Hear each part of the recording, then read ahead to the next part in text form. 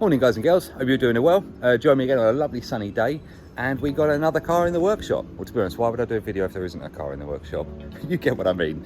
So we've got a Supra in there, one of the new ones again. It's kind of funny, I've just done, you may have seen on the last video, we've just done that BMW Z4 up there. So I guess this is the new version of that. Those who know. But anyway, moving forwards, and surprisingly enough, this isn't Am Sparky's. He's been in many times with his one, doing all different things. You'll find the video back a few days, not a few days, you'll find the video back for that in my back catalogue. But anyway, getting back onto this one, bit of a fun one. It's the non-turbo version car, so it's sort of like what you'd class as the base spec. Hasn't got the JBL sound system, and I was having a listen to it, and to be honest, I'm not a massive fan of JBL anyway. They used to be good, the newer stuff not so much. But this doesn't sound that bad. I don't know if I'd opt for the JBL, or we'll say that bad considering what they sound like as standard in here. BMW and a lot of the manufacturers now, they just don't give you the option. It's like they punish you for not buying their factory upgrade. And the factory upgrade for this would be a JBL system. So this one's got a very basic system in it. And today we're going to be doing, it's not a very expensive setup, to be honest. Let me just find the keys and we'll have a little look. Obviously they're in the pocket that's away from where I can reach. We're going to be fitting up essentially what I would do in the exact same in any of the new BMWs. So we got here Blam speaker range. So we got the bass drivers, which will replace the bass drivers on there. I can see the customer's gone and done the porthole cuts. There's a lot of things on forums that it helps open out the bass. And yes, it does a tiny bit, but it doesn't change the way it sounds. But at least he's done it nicely, it looks good. Obviously we've got the speakers to go in the front. Another amplifier. We're not going to be processing this one because, like I said, it's the basic audio. He just needs something better than what it is. So just a very simple sort of line out converter connection there. Nice decent 5-channel amplifier, obviously 4 channels for the 4 main speakers, and then the subwoofer channel output is going to drive these, which comes with a little controller, so you'll be able to control the bass level on this, which would be lovely. But yeah, everything else, as you can see, apart from the carbon trim and the fact that you don't get the little JBL tweeter mount, everything else is the exact same as the all singing, all dancing top spec one. So, right, I'm very well versed at this. So I'm going to strip this car down. We'll get all the panels out. We're going to be changing the little speakers in behind the back there as well. Obviously those ones. And then we'll get this one sounding a lot nicer. So hope you enjoy the video, guys, and join me along the journey. Right, if we start up the front here, let's get the door cards off. Very easy door card to get off, to be honest. You can probably see down here, we've got this little panel piece that pops out. And then you've got another bit behind there. I don't see the little tab at the top of it. That one comes off. The only sort of hidden bit, or the funny bit, is underneath here. You can probably see, where we going, there's those white tabs.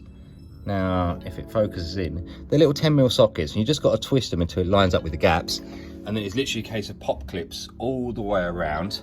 You don't have to remove the triangle at the top here. That can stay where it is. And that's pretty much it, really. Let me get it off, and I'll show you behind the scenes. All right, and then once that's out, basically you can see what we're dealing with. So tiny little BMW 4-inch driver. The Blam ones go straight back in on these factory mount locations. The only thing you have to do is this speaker wire on here is an external input. Just going to have to drill a little hole in the side here and then cover it over some sound deadening to keep that sort of barrier there. Take that wire through and then it plugs in the back of the new Blam. And obviously when you're undoing the plugs, just be careful when you're pulling them and whatnot. But yeah, let's get the Blam in and see how she looks. Right, we've got that all in there now. Very easy job, as you can see there. That's a little hole, just got a bit of sound deadening going over the hole that I've made to keep that sort of all sealed up. And obviously the main benefit, or there's 2 benefits we'll get from this speaker. Better magnet power, so I can take a stronger input, and the fact that we gain the tweeter, because this car has no front tweeters in it. So although they're low down, tweeters are more directional. There is a nice dispersion cap on the front of this one, so it will help sort of spread the sound out. But yeah, vast improvement to what was in there before. So all good. Right, so we've got both those front doors changed over now. That's the nice easy bit. The next bit is obviously getting out all this rear section side of it. It's a lot more involved. As you can see, even if you pop the grills, you still can't just lift the substrate out. So it means taking this bit all apart, which isn't too much aggro. But you've got to remove like the side panel, the top bit, this side panel, the same over here to get to the speakers that are sitting just the other side of where my finger's pointing on those, which is going to help me because I've got to do a bit of cable management and running around and whatnot, and obviously mount up the subwoofers. So I'm going to strip it all down and you'll see it all in little bits and pieces. And good old Toyota with their BMW systems, BMW battery, BMW controllers, BMW everything. Right, as you can see, this is the bit that customers usually would be a little bit worried when they see their car all in bits and pieces, but it's all designed to come apart and it can all go back together. Just if you're interested, obviously, if you do ever pop up the grills, it doesn't actually give the ability to take out the speaker, so you have to strip everything down and get to it. But there's something really annoying, and this is really silly. I understand nowadays that they try to sort of save costs and everything else, but there's two things that are really annoying on this setup. So in the rear, on the back here, he did have the speaker grills, but they haven't given him the actual mounting plates to put the speakers on. Okay, fair enough, I can forgive that. That's normal. We haven't got the speakers, so why would they put the mounting plates in?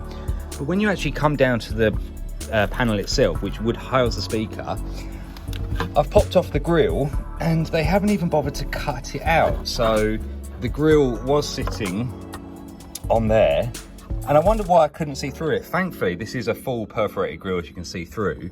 But it just means that when we do the speakers, we're gonna have to cut this out, which isn't a huge effort, but at the end of the day, how hard it would be just to have them all the same. Annoyingly, for this one, we're gonna have to prep all the wiring and get everything else sorted for it. And I've spoken to Toyota and they've got to order up the mount position pods for it because it's a bit of a funky mount. It mounts all the way back here, and then there's a couple bits up here that mount, and manufacturing it would take, I think, more cost than it would be involved just to buy them. They're only about £70 each side, so it's not too bad. So we're going to prep everything else for it today, and then he'll have to come back in to get those rear speakers fitted. But c'est la vie, it's part of audio. I'm just amazed that in the basic spec audios, they don't even give you rear speakers, which is really kind of mean. So I'm just going to pop this panel up here, get the subwoofers out, and then we can start getting the Blams in position. I've got to take this out anyway so I can do my cable management, so it's not too bad. But yeah, I think this is the point where the car, there's no going back now on it, should we say. Right, we're getting down to more of the fun stuff now, stuff that isn't involving pieces not being here that I need. But anyway, we'll move on from that. I'm going to prep the wiring, like I say, the customers have to come back in and we'll do the rear speaker side of things. So you can probably see why you don't get a load of bass out of these. These are the factory ones that I've just popped out. That one's still in position. Obviously, that's our Blam upgrade. It's just a little 6-inch speaker with a relatively normal magnet, sort of the thing you'd expect to see in a door. Now, they are mounted that way round, so I'm just going to check the polarity to see which way they've been wired through, because I suspect they fire down first, looking at the way the speaker is, but that's something I'm going to have to decipher. And as you can see, our new Blam unit is going to fit in a lot stronger. It's still fairly shallow, because the nature of this has to be shallow, but it's got what's called an invert magnet, so the magnet body actually sits up inside it. But you can see surface area wise, if I turn these round, more surface area means easier to produce lower bass notes. Once these are bedded in and everything else, I think they'll sound tip top in here. So enclosure wise, it's nice to see an enclosure. I guess the customer's gone and sort of stuffed all this packing in here and things like that. I'll leave it in there because it's what he's done and obviously he's taken time to do it. I don't think it's going to have a huge difference on it. A lot of people do port these through because there is like an air gap that comes out and then will eventually come out down here. And that's why people put those ports in, to sort of try and give you that side of it. I guess, in my opinion, it means that you'll get a lower bass frequency, but you're kind of making an infinite baffle because it's got air on both sides of it. So you'll lose that punch, you'll lose that tightness of the bass. So, but it's the way they've designed it in the first place that it would just breathe out. It just means that it'd be stopped by here rather than having ports. So I see a lot of people do it. It's just a shame really. It's such a beautiful, lovely car, and they put in dog's dinner's worth of audio, and even the JBL stuff isn't that much better, to be fair. So, right, I'm going to get these in position, and then I can start dealing with my cable management and everything else, and decide where I'm going to mount this amplifier. Right, it may not look like I've done much, but we've got all the signal wires, everything else here. So we've got our RCA, our speaker wires, our gain control, our remote input. Just got to do power and earth for the amplifiers going over there. And obviously all the rest of it is down under here, back in the original looms and things. Subwoofers all in, so they're dual 2 ohm. So what I've done is put them in a series circuit, so the final load that comes to the amplifier is 4 ohm. If not, if we put them in parallel, that'd be 1 ohm, and I think that's way too much. I don't think the amp can even take 1 ohm. So, right, I guess now I'm gonna start putting it back together so I can get my amp put in position, and then, yeah, hopefully we're not far off finished. I think that's that's going to work out lovely for the amp location. And just got a piece of thin wood on the back of it that is screwed into, just essentially it isn't just supported up by the carpet weight.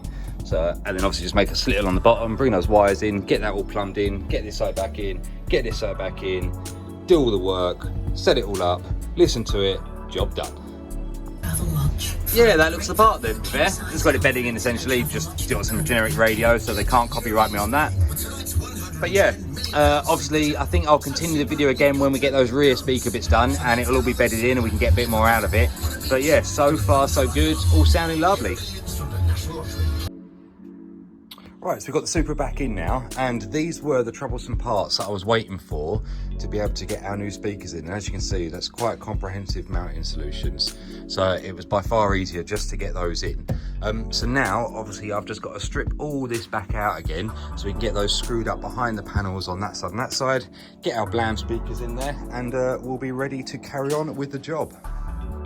Right, sadly, those Blam speakers don't fit back into this shape, so thankfully I have got a fresh set of the BMW Harman Kardon style speakers, so we're going to put those in there, so that's going to solve that part of it.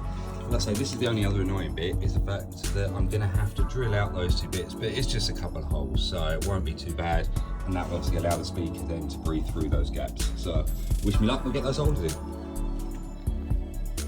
Right, a bit of a tight schedule on this one, the customer's got to go, but we've now, trust me, we've got the speakers in here now, obviously the grill's back on, that side's obviously the same over there, so yeah, just got to put that last panel on and give it a listen, set the EQs for the amplifier, and have a listen and go over it and see if it's all sounding how I want it to.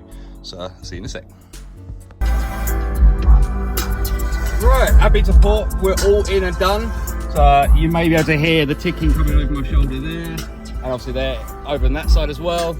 It's nice to be more engulfed in the sounds. Remember last time listening, well, we've got the subs at the back and just speakers at the front. Let me turn this down while I'm talking. Where we had just bass at the back and just mid and sort of music sound at the front, it would make it very weird to listen to because your ears would hear those and then hear this. There was no sort of feel.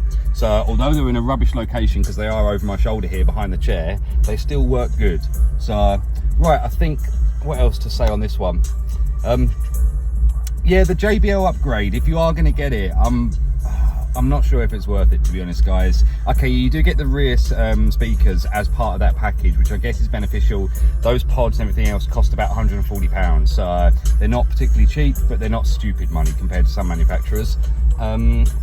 The subwoofers and everything else are the same that you get in it. I guess you do get a bit slightly bigger amplifier, but not a lot with it, to be honest. I don't know if it's worth it. You're better off spending a few £100 and getting this sort of setup in here, much nicer.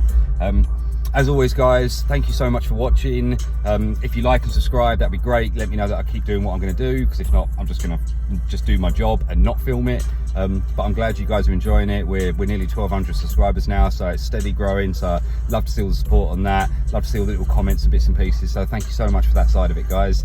And anyway, I hope you have a nice day, and I'll catch you on the next one.